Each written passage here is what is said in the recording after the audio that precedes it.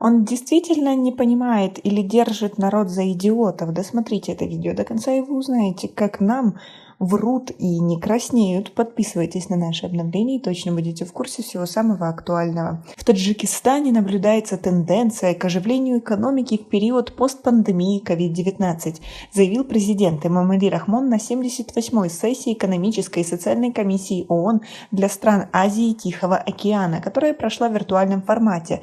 Однако эксперты прогнозируют замедление роста экономики во многих странах мира, в том числе и в Таджикистане, из-за войны в Украине.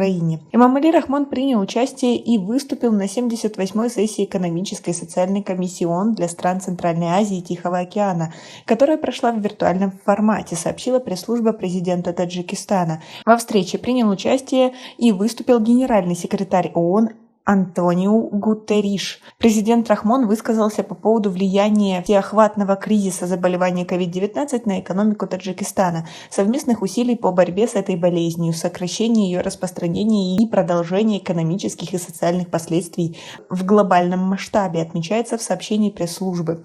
Сегодня, благодаря современным антикризисным мерам, принятым правительством по предотвращению влияния интеграции на социально-экономическое развитие страны, наблюдается тенденция к оживлению экономики в период постпандемии COVID-19. Таким образом, в 2021 году экономический рост в стране составил 9,2%, что на 4,7% больше, чем годом ранее, отметил президент Таджикистана. Основным фактором, способствующим быстрому росту экономики, он назвал рост потребительского спроса, иностранные инвестиции, оживление роста экономического развития в мировой торговле. А вы почувствовали, что у нас вообще-то экономический рост в стране? Свои ответы напишите нам, пожалуйста, в комментарии.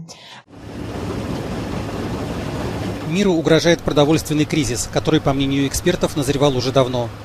Причиной этому стали многочисленные конфликты, климатические изменения и экономические просчеты.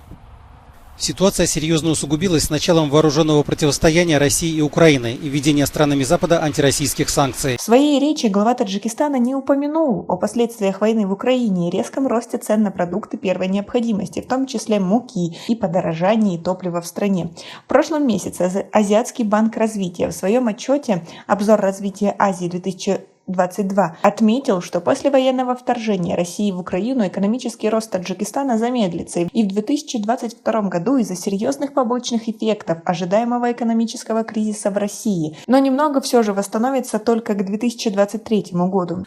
Для эффективного выхода из продовольственного кризиса необходимо восстановить, несмотря на войну, доступ на мировой рынок продовольствия украинского производства, а также продовольствия и удобрений, производимых Россией и Беларусью.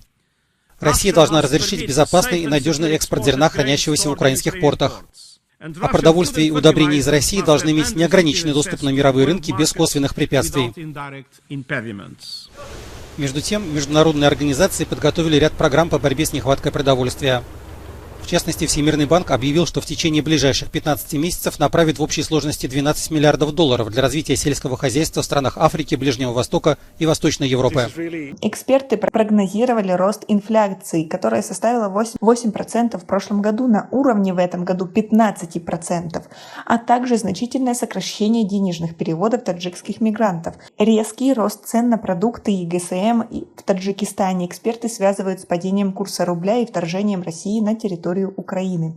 Как вы относитесь к тому, что наш президент отчитался о том, что якобы у нас все хорошо, рост экономики есть, но не упомянул, что в этом году она обвалится и что мы уже начинаем чувствовать эти последствия из-за того, что растут цены и их никто не может сдержать? Как вы к этому всему относитесь? И как вы думаете, почему он не упомянул этот маленький факт? Он, как Россия, игнорирует происходящее? Свои ответы напишите нам, пожалуйста, в комментарии. У нас пока на этом все. Оцените наше видео подпиской и лайком. До скорой встречи.